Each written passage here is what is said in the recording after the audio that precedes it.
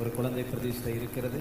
குழந்தை பெற்றோர் முன்பு வரும்படி கேட்கிறேன். இவர் பால் ராபின்சன், சிஸ்டர் சோபியா முன்பு வரும்படி கேட்கிறேன். 2 குழந்தை பிரதிஷ்டை இன்றைக்கு ஸ்தோத்திரம். மார்க் எழுதின சுவிசேஷம் 10ஆம் அதிகாரம்.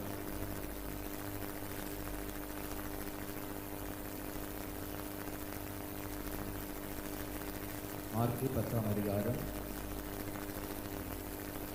13வது வசனத்திலிருந்து 16வது வசனம் வரை எல்லாரும் சேர்ந்து வாசிப்போமா? மார்க் 10ஆம் அதிகாரம் 13வது வசனத்திலிருந்து 16ஆம் வசனம் வரை எல்லாரும் சேர்ந்து வாசிப்போம். அப்பொழுது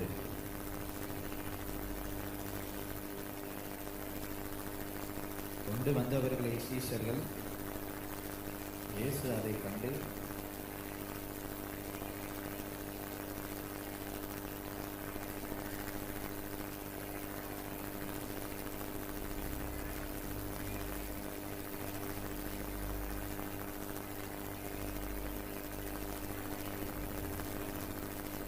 அவர்களை அணைத்துக் கொண்டு அவர்கள் மேல் கைகளை வைத்து அவர்களை ஆசீர்வதித்தார். அல்லேலூயா. தேவனுடைய நாமத்திற்கு மகிமை உண்டாவதாக. ஆண்டவராகிய கர்த்தர் பிள்ளைகளை கொடுக்கிறார். இதெல்லாம் தேவன் தந்த கிருபை. இந்த பிள்ளைகளை கர்த்தரே உங்களுக்கு தந்தார் என்று நீங்கள் விசுவாசிக்கிறீங்களா? இந்த பிள்ளைகளை நீங்கள் கர்த்தருக்கு ஏற்ற பயத்திலும் பக்தியிலும் வளர்க்க நீங்கள் ஒப்புக் கொடுக்குறீங்களா? இந்த பிள்ளைகளுக்கு முன்மாதிரியான சாட்சியுள்ள வாழ்க்கை நீங்கள் வாழ ஒப்புக் கொடுக்குறீங்களா? பிள்ளைகளுக்கு முன்பாக பெற்றோர் மிகவும் முன்மாதிரியான வாழ்க்கை வாழ வேண்டும். இந்த பிள்ளைகளுடைய பேர் மூத்த எல்லாரும் கைகளை உயர்த்தி ஜெபம் பண்ணுவோம். பிரின்ஸ் ராஜை ஆண்டவராகிய இயேசுவின் நாமத்தினாலே இப்பொழுது பிதா குமாரன் பரிசுத்த ஆவியின் நாமத்தினாலே பிரதிஷ்டை செய்கிறோம்.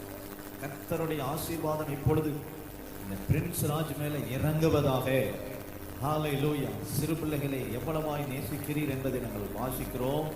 ஆண்டவரே, அவர்களை அணைத்து கொண்டு அவர்கள் மேல் கைகளை வைத்து அவர்களை ஆசீர்வதித்த இயேசு இப்பொழுது நீர் ஆசீர்வதிப்பீராக. பிதா குமாரன் பரிசுத்த ஆவியின் நாமத்தினாலே பிரின்ஸ் ராஜை பிரதிஷ்டை செய்கிறோம். இன்று முதல் கர்த்தருடைய மகிமை இந்த பிள்ளையின் மேல் தங்கியிருப்பதாக. கர்த்தருடைய ஆவியானவர் தங்கியிருப்பீராக. தேவனுடைய கிருபை பிள்ளையோடு கூட இருந்து பிள்ளை வளர்ந்து வரும்போது ஆவியில பலன் கொள்ள சபைக்கும் தேசத்துக்கும் ஆசீர்வாதம்